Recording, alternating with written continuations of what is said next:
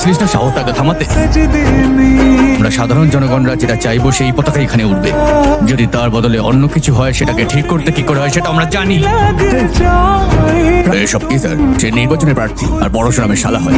আজ হয়তো সে বিরোধী দলীয় নেতা, কিন্তু সিএম পদের দাবিদার। নিয়ম অনুযায়ী একজন প্রার্থীর গায়ে হাত তোলার কারণে আপনার ভাইকে অ্যারেস্ট করা হতে পারে, কিন্তু ও তা করতে বারণ করলো। আমার মনে হয় তারা অন্য কোনো মতলব করেছে। এটা এত সহজে শেষ হবে না।